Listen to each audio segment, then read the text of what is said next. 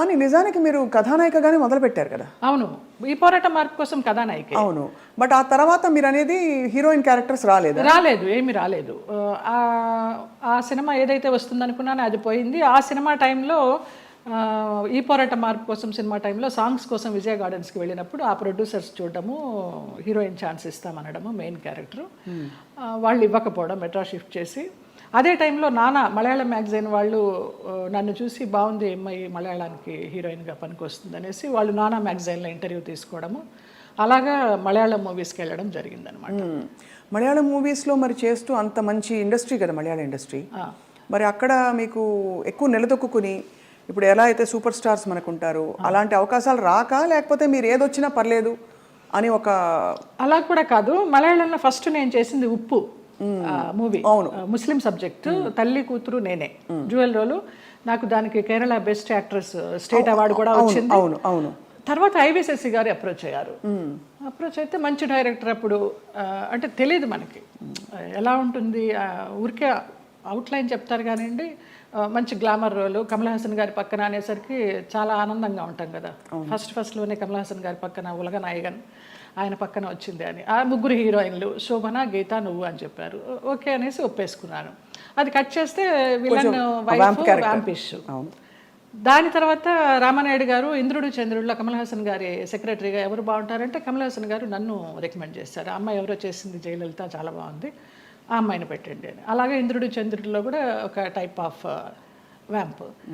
అలా అలా కంటిన్యూ అయిపోయినాయి. కానీ శృతిలయల్లో ఒక పాంచాలి క్యారెక్టర్ కానీ, రాజశేఖర్ని మాయ చేసి అతని చేత ప్రోగ్రామ్స్ ఇప్పించి కమిషన్లు అవి తీసుకుని ఆ టచ్ ఉన్నవే వచ్చినాయి అన్నీ నాకు. ఒకలా చూస్తే దానికి ఒక ప్రత్యేక స్థానం ఉంది, అదేం తక్కువని కాదు. కానీ కాదు, అప్పట్లో పూర్వకాలంలో ఎల్ విజయలక్ష్మి గారు వాళ్ళు ఎంత బాగా చేసేవారు అది. కానీ అది స్వర్ణయుగం, దానికి తగ్గట్టుగా వాళ్ళు అంత ఎలివేట్ అయ్యారు.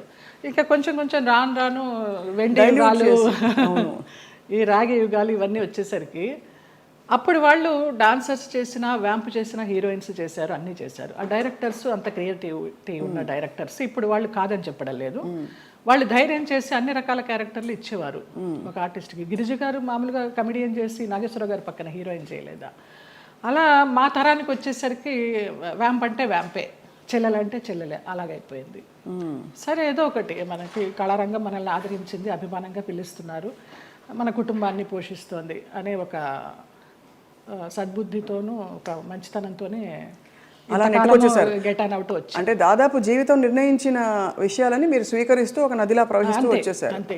అది కొంచెం మెచ్యూరిటీ వచ్చిన తర్వాత ఇంకా ఇది కర్మ సిద్ధాంతాన్ని నమ్మడం అలవాటు చేసుకున్న తర్వాత మనకి ఏది ప్రాప్తమో అదే, ఏది రావాలో అదే వస్తుంది, ఎప్పుడు రావాలో అప్పుడే వస్తుంది అన్న తర్వాత మనసుకి చాలా ప్రశాంతంగా హాయిగా ఉంది.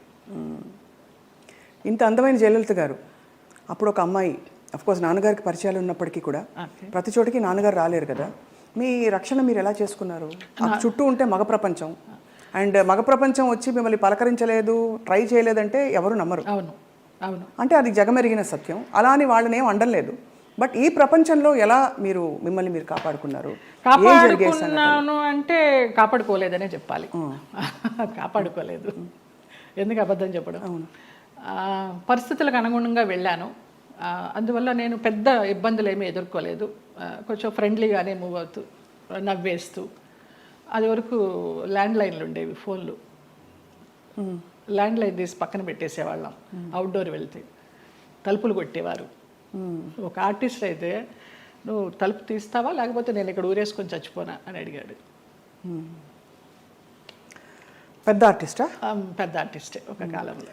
అంటే ఎందుకు అడుగుతున్నానంటేనండి, మరి అది వాళ్ళు ఒక బంధం కోరుకున్నారా మీతో, లేక కేవలం బంధం లేదు, ఏం లేదు, బాగుండేదాన్ని, యంగ్లో ఉన్నాను, మంచి పర్సనాలిటీ, వ్యాంప్ క్యారెక్టర్లు వేస్తున్నాను, కూడా అదే అయి ఉండొచ్చు అనే ఒక అపోహ.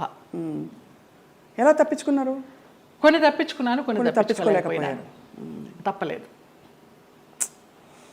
అంటే మీరు నిర్ణయం తీసుకుని ఎవరైనా ఒక నిర్ణయం తీసుకుని ఇలా ఉంటే అది వాళ్ళ ఇష్టం. అది కానీ అయిష్టంగా బలవంతంగా గనక ఏ పరిస్థితిలోకి వెళ్ళినా కూడా అది బడి కావచ్చు, ఇంకోటి కావచ్చు, ఇటువంటి ఒక చాలా కష్టం కదండి.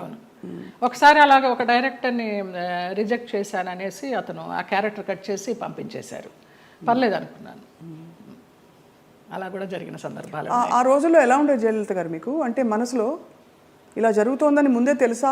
వాళ్ళు తలుపులు కొట్టేటప్పుడు భయం వేసేదా, లేకపోతే తెలుసు ఎలా తప్పించుకోవాలనే ఆలోచన తప్పించి ఆ భయాలు అవేమీ లేవు. తలుపులు బద్దలు కట్టలేరు. మన్నాడు ఏమన్నా అడిగినప్పుడు ఏదో దాటేస్తాం, ఏదో ఒక రీజన్ చెప్తాం.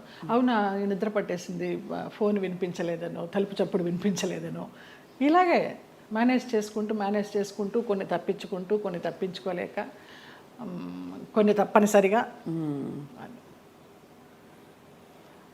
కష్టం, చాలా కష్టం. అయితే కష్టమని అనుకోలేదు. అంటే ఒకసారి పోయినా 100 సార్లు పోయినా పోయింది అంతే. ఇక మనకేం అది ఫీలింగ్ ఉండదు.